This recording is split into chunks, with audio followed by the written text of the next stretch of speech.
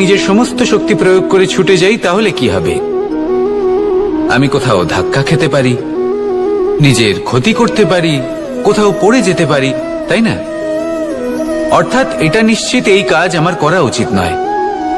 কিন্তু আজকের দিনে প্রত্যেকটা মানুষ এই কাজই করছেন, তাই না? কোনো কাজ করার পূর্বে সেই কাজের বিষয়ে সম্পূর্ণ তথ্য কোথায় সংগ্রহ করছেন? শুধু এটুকু জানেন যে এই কাজটা করলে কত ধন অর্জন করবেন আর কত নাম হবে, আর ব্যাস সামনে এগিয়ে যান। এটা উচিত নয়। পূর্ণরূপে যে কোনো কাজ করার আগেই সেই কাজের বিশ্লেষণ করে নেওয়া উচিত, তা বুঝে নেওয়া উচিত এবং সেই বিষয়ে অবশ্যই খেয়াল রাখা উচিত যে আপনার শরীর এবং আপনার মন এই কাজ করার জন্য কি প্রস্তুত রয়েছে। যদি তা না হয় তাহলে প্রথমে নিজেকে শুধরে নিন, তারপরে সেই কাজ করুন। যদি এইভাবে জীবনে সামনে এগোন তাহলে সাফল্যের সম্ভাবনা জীবনে অনেক বেশি বেড়ে যাবে। তাহলে এটাই করুন আর আমার সাথে ভালোবেসে বলুন, রাধা রাধা। এই সংসারে সাফল্য লাভ করার জন্য জ্ঞানের প্রয়োজন হয়, পরিশ্রমের প্রয়োজন হয়, দৃঢ় নিষ্ঠার প্রয়োজন হয়, নিরন্তর চেষ্টা করা প্রয়োজনীয়। কিন্তু আরো কিছু আছে যা অত্যন্ত প্রয়োজনীয় এবং গুরুত্বপূর্ণ। তা হলো ভালো বন্ধু। তাদের থাকা অত্যন্ত প্রয়োজনীয়। যদি ভালো বন্ধু থাকে তাহলে সময় এলে তারা ঢাল হয়ে আপনাকে সুরক্ষা করবেন। সময় এলে অস্ত্রের মতো শত্রুকে সংহারও করবেন। যদি তিনি জ্ঞানী হন, তাদের মধ্যে সদ্গুণ থাকে, তাহলে এই সব গুণ আপনার মধ্যেও প্রবেশ করবে। তাহলে সাফল্যের জন্য ভালো বন্ধু পাওয়া অত্যন্ত প্রয়োজনীয়। কিন্তু শুধু বন্ধু কেন, ভালো শত্রুও থাকা প্রয়োজনীয়। এবার আপনি ভাববেন, এ আমি কি বললাম? যদি আপনার জীবনেও ভালো অর্থাৎ শক্তিশালী শত্রু থাকে তাহলে আপনিও শক্তিশালী হতে থাকবেন। এই শত্রু আপনাকে প্রেরিত করবে আরো বেশি শক্তিশালী হয়ে ওঠার। কখনো কোনো হরিণকে দেখুন, তীব্র গতিতে দৌড়তে থাকে। কেন তীব্র গতিতে দৌড়য়? এই কারণে নয় যে কোথাও তার জন্য মধুর ঘাস অপেক্ষা করে রয়েছে, না। সে এই কারণে তীব্র গতিতে দৌড়য় কারণ সেটা না করলে তার পেছনে একটি সিংহ আছে যে ওকে নিজের ভোজন করে ফেলবে। তাই জীবনে বিপদ, সংকট এই সবকিছুও হলো অত্যন্ত গুরুত্বপূর্ণ। তার সম্মুখীন হতে শিখুন আর আমার সাথে ভালোবেসে বলুন, রাধা রাধা রাধা।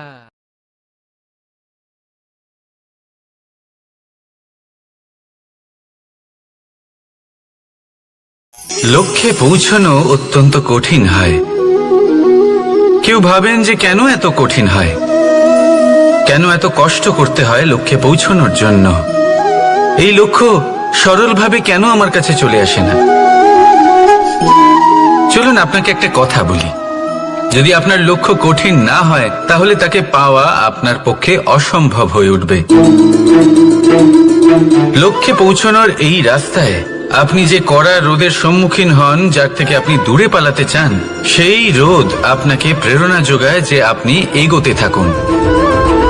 ভাবুন একজন যাত্রী যে কিনা নিজের লক্ষ্যের দিকে যাচ্ছেন, সেই পথে উনি যদি একটু ছায়া পেয়ে যান আর উনি ওখানে বিশ্রাম নেন, তাহলে তার সাথে তার ভাগ্য গভীর নিদ্রায় সেখানে বিলীন হয়ে যায়। তাই পরিশ্রমের কড়া রোদের থেকে কখনো দূরে পালাবেন না।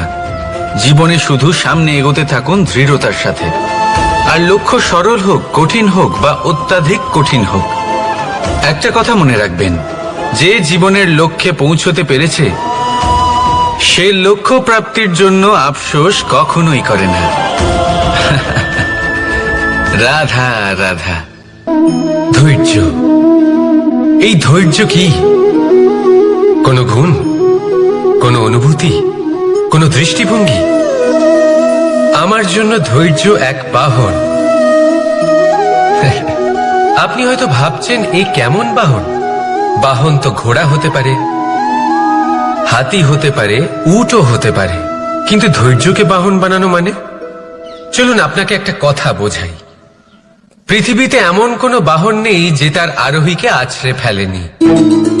সেটা উট হোক বা হাতি হোক বা ঘোড়া হোক, চলতে চলতে কখনো নড়বড় করেই বসে। তারপর সেই আরোহী পরে কারোর পায়, তারপর পরে তার নিজের নজরে। কিন্তু ধৈর্যরূপী বাহন কখনো কাউকে ফেলে না, কখনো না। না সেই আরোহী কারোর পায়ে পড়ে, আর না তো নিজের নজরে। কারণ ধৈর্য আপনাকে বিবেক প্রদান করে, বিবেক আপনাকে পরিকল্পনায় সাহায্য করে, আর পরিকল্পনা প্রদান করে আপনাকে শক্তি, আপনার লক্ষ্যের দিকে অগ্রসর হওয়া। বুঝলেন?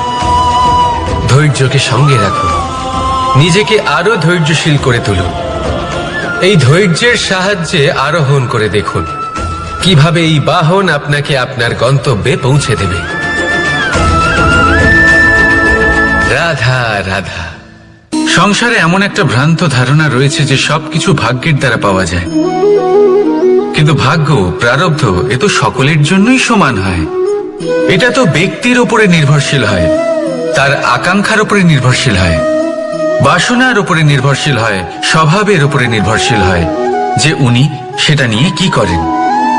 দেখুন, এই প্রসাদ কিন্তু সকলকেই দেওয়া হয়, কিন্তু তা গ্রহণ করবেন কিভাবে সেটা ব্যক্তির উপরে নির্ভর করে।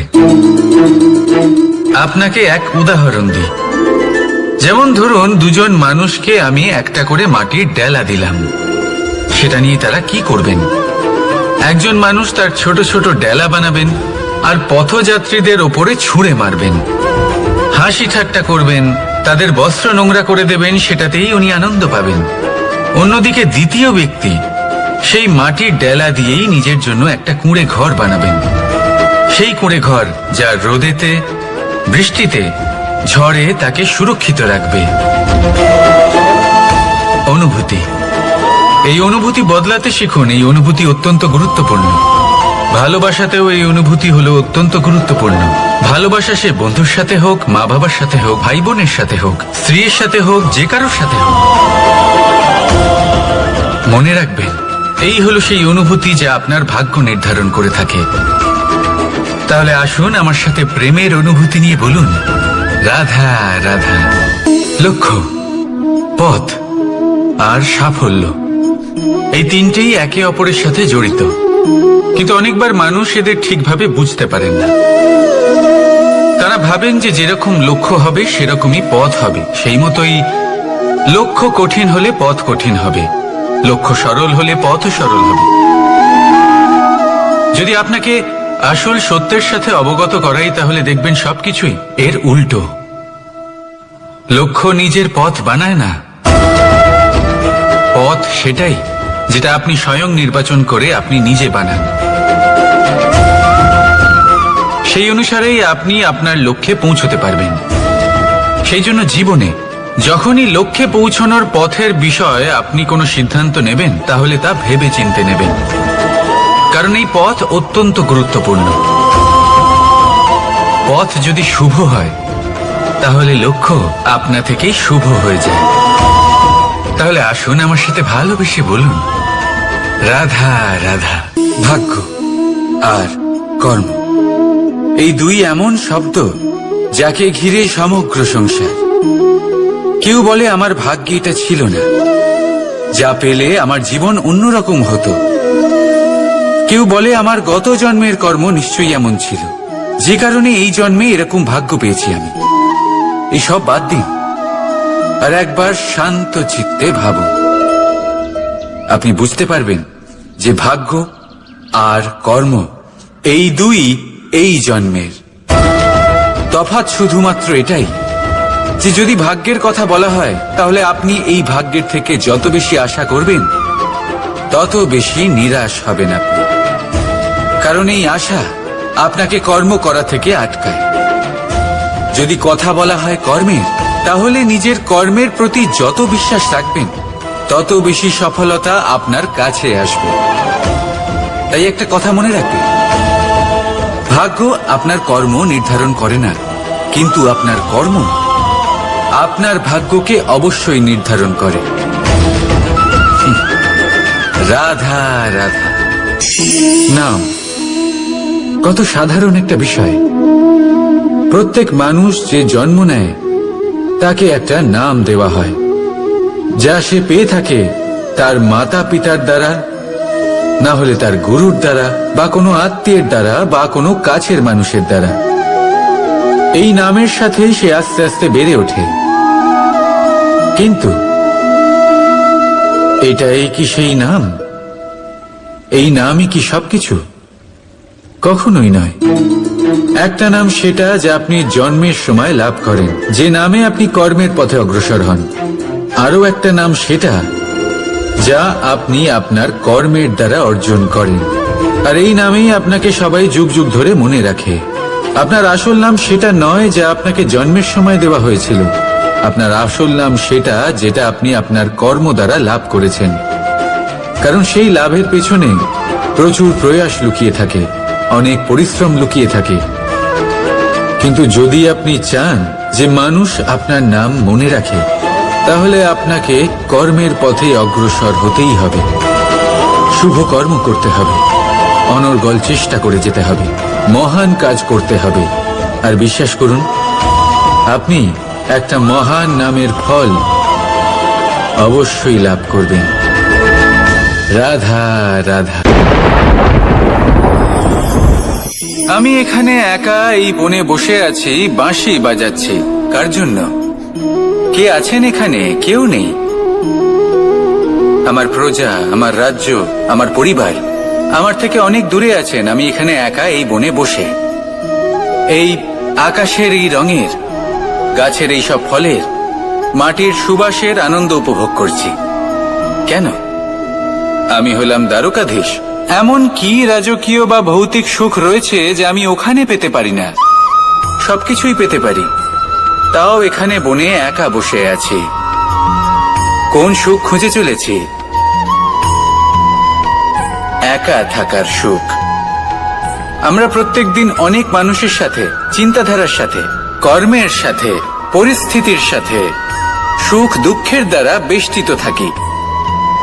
জীবনের এই চক্রে আমরা জড়িয়ে পড়তে থাকি। যতই আমরা এই সমস্যার সমাধান করি, আমরা ততই এতে জড়িয়ে পড়ি। আমরা এতটাই জড়িয়ে পড়ি যে যখন আমরা আয়নায় নিজেদের দেখি, তখন আমরা নিজেদের চিনতেই পারি না। এমন মনে হয় যেন আমরা নিজেদের হারিয়ে ফেলেছি।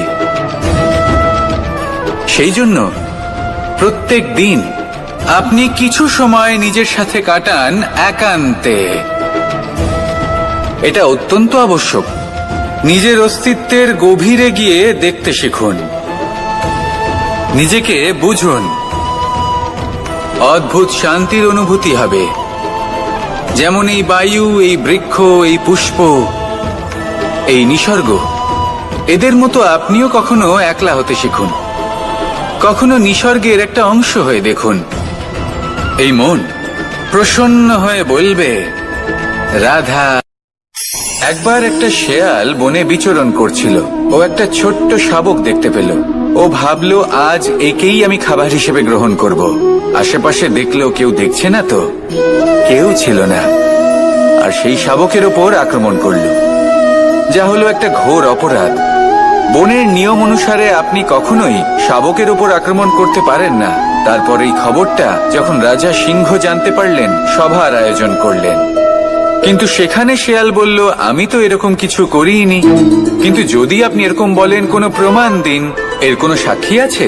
তখন রাজা সিংহ পেঁচাকে ডেকে পাঠালেন, যে সেই মুহূর্তে বৃক্ষের শাখার ওপর বসেছিল। সে সব কিছু দেখেছিল।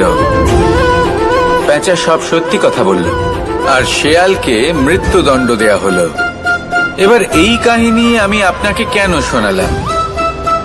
কারণ মানুষও কখনো কখনো এরকম কর্ম করেন যা শিয়াল করেছে। এটা ভাবেন কেউ দেখছে না, যখন আমি অনুচিত কর্ম করতেই পারি। কিন্তু না, আপনি যাই করুন না কেন, কেউ না কেউ অবশ্যই তা দেখছে। কোনো ব্যক্তি না হলেও কোনো প্রাণী, না হলে কোনো যক্ষ বা দেব বা প্রেত। যদি এনারা কেউ না দেখেন, তাহলে ধরিত্রী মাতা দেখেন, যেখানে দাঁড়িয়ে আপনি সেই কর্ম করছেন, তাই না? তাই একটা কথা সবসময় মনে রাখবেন, কে দেখছেন কে দেখছেন না সেই বিষয়ে ভাবা ছেড়ে দিন। এটা খুব সহজ কথা। আপনি যদি উচিত কর্ম করেন, উচিত ফল পাবেন। যদি অনুচিত কর্ম করেন, তাহলে আপনি অনুচিত ফল অবশ্যই পাবেন। সেই জন্য উচিত পথে চলতে থাকুন, উচিত কর্ম করতে থাকুন, আর আমার সাথে ভালোবেসে বলুন রাধা রাধা। বাহ, পুষ্পের সুবাস আমার খুব ভালো লাগে। অত্যন্ত সুন্দর হয় এই পুষ্প। এইভাবে চারিদিকে পুষ্প দেখে মন আনন্দিত হয়ে ওঠে। এবার আপনারা ভেবে দেখুন, আমার চারিদিকে পুষ্প নয়, আগুন আছে। তাহলে কি হবে? আমার শরীর কি জ্বলে যাবে না? অবশ্যই জ্বলবে। শরীরকে কি আগুনের তাপ সহ্য করতে হবে না? অবশ্যই সহ্য করতে হবে। এটাই হলো প্রকৃতির নিয়ম। এই নিয়ম কিন্তু আমরা সবাই জানি, কিন্তু আমাদের মধ্যে বেশিরভাগ মানুষ এই বিভ্রান্তি নিয়ে বাঁচি যে এই যে প্রকৃতির নিয়ম, তা আমার ওপর প্রযোজ্য নয়। তা কিন্তু নয়। আমাদের চতুর্দিকে এই যে নিসর্গ রয়েছে, আমরা তার কতটা ক্ষতি করি সেটা একবার ভেবে দেখুন। আমরা বনাঞ্চল জ্বালিয়ে দিই, বায়ু দূষিত করি, জল দূষিত করি, প্রাণীদের হত্যা আমরা করি। কেন? এই নিসর্গ আমরা নষ্ট করি, যদিও আমরা জানি যে আমরাও হলাম এই নিসর্গেরই অংশ। এবার দেখুন, শরীরের কোনো অংশে যদি আগুন ধরান, আস্তে আস্তে সমস্ত শরীরও জ্বলে যাবে।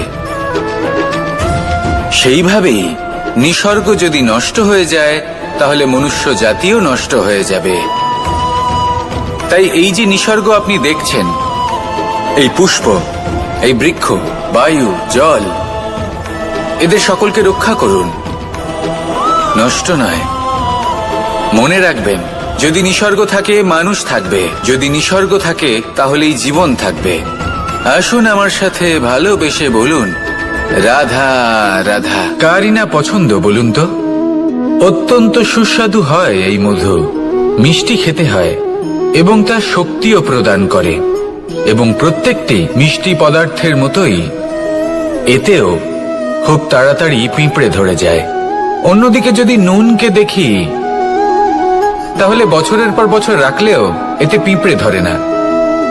এবার যদি কথা বলি বন্ধুত্বের, তাহলে বন্ধুত্ব নুনের মতো হওয়া উচিত, মধুর মতো নয়। যারা সামনে এলে শুধুমাত্র মধুর মধুর কথা বলবে, পরে এতে পিঁপড়ে ধরে যাবে, এটা নুনের মতো হওয়া উচিত। প্রকৃত বন্ধু হলো সে যে সময় এলে পরে আপনার সামনে আপনার প্রকৃত সত্য তুলে ধরবে, তা সে যতই কঠিন হোক না কেন। আপনার দোষ, আপনার অপগুণ, আপনার খামতি আপনাকে বলতে পারবে, যাতে আপনি সেগুলো শুনে মেনে নিয়ে তারপর নিজেকে শুধরোতে পারেন। এটাই হলো প্রকৃত বন্ধুত্ব।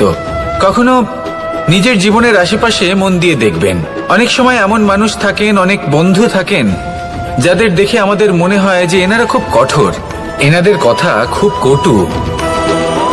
কিন্তু বেশিরভাগ এমন মানুষের মনটা যদি বুঝতে পারেন, তাহলে দেখবেন তাতে কোনো মালিন্য নেই। এনাদের মন অত্যন্ত পবিত্র হয়। যদি আপনার জীবনেও এমন কোনো ব্যক্তি থেকে থাকে, এমন বন্ধু থাকে, তাহলে তাদের আগলে রাখুন আর আমার সাথে ভালোবেসে বলুন রাধা রাধা। যতক্ষণ আমরা এই সংসারে জীবিত, ততক্ষণ আমাদের সাথে সবকিছু থাকে। আমাদের ধন, সুখ স্বাচ্ছন্দ্য, আমাদের মিত্রগণ, আমাদের পরিবার, এই সমাজ, এই সবকিছু আমাদের সাথে থাকে। যেদিন আমরা এই সংসারকে ত্যাগ করব, এদের মধ্যে কেউ আমাদের সাথে যাবে না, না ধন, না স্বাচ্ছন্দ্য, না সম্পত্তি। এই সকল মানুষ, এই সমাজ, এরা শুধুমাত্রই শ্মশান পর্যন্ত আমাদের সাথে থাকতে পারবেন। তারপরে যদি আমাদের সাথে কিছু যেতে পারে, তাহলে তা শুধুই আমাদের ধর্ম। আর এই সংসারে আমরা নিজেদের যে সুনাম রেখে যাই, সেটা সম্ভব শুধুমাত্র কর্মের দ্বারা। সেই জন্য সংসারে যতদিন পর্যন্ত জীবিত আছেন, যদি কিছু অর্জন করতে চান, তাহলে ধর্ম অর্জন করুন, ধর্মের বিষয়ে স্পষ্টতা অর্জন করুন এবং কর্ম অর্জন করুন। এটাই হবে আপনার অতীত এবং এটাই হবে আপনার ভবিষ্যৎ, এবং এটাই সকলকে প্রেরণা প্রদান করবে। আসুন আমার সাথে ভালোবেসে বলুন রাধা রাধা। যখনই কোনো যাত্রায় যাব বলে মনে করি, তখনই আমরা প্রস্তুত থাকি আসন্ন বিপদের জন্য বা সংকটের জন্য। যেমন যদি আমাদের মনে হয় যে আজকের পরিবেশ খুব ঠান্ডা হবে, তাহলে আমরা গরম বস্ত্র ধারণ করি বা সেটাকে সাথে নিয়ে যাই। যদি মনে হয় যে বৃষ্টি হতে পারে বা বৃষ্টি হয়ে চলেছে আমরা দেখছি, তাহলে আমরা একটা ছাতা সাথে নিয়ে নিই। আমরা প্রস্তুত থাকতে চাই এবং এটাই উচিত, এবং সেই কারণেই আমরা যাত্রায় সাফল্য লাভ করি। কিন্তু যদি আমরা কথা বলি জীবনযাত্রা নিয়ে, যা কিনা সব থেকে বেশি গুরুত্বপূর্ণ, তাহলে তার জন্য আমরা পূর্ণরূপে প্রস্তুত থাকি না। আশেপাশের মানুষ, এই সমাজ, আমাদের সাথী, আমাদের মিত্ররা যে কোনো মুহূর্তে বদলে যেতে পারেন। সেই জন্য আমরা নিজেদেরকে কখনো সাবধান করি না, কখনোই নিজেদের প্রস্তুত করি না। আমাদের এটা কখনোই মনে হয় না যে এরকম হতে পারে, আর সেই কারণেই শেষে গিয়ে আমরা অত্যন্ত দুঃখ পাই। একটা অমূল্য শিক্ষা আছে যেটা আমাদের লাভ করা উচিত, সতর্ক থাকা উচিত। এই জীবনযাত্রার জন্য শুধুমাত্র এই পরিবেশের বিষয়ে তথ্য সংগ্রহ করা বা তাকে অনুমান করা এটুকু হলেই চলবে না। আমাদের আশেপাশের মানুষজনকে দেখতে হবে, তাদের স্বভাব পরিস্থিতির ওপর নজর রাখতে হবে। যখন তারা রং পাল্টাচ্ছেন নজর রাখতে হবে, তা অত্যন্ত আবশ্যক। পরিবর্তন আপনার জীবনে অবশ্যম্ভাবী, সঠিকভাবে তার সম্মুখীন হন। আসুন আমার সাথে ভালোবেসে বলুন রাধা।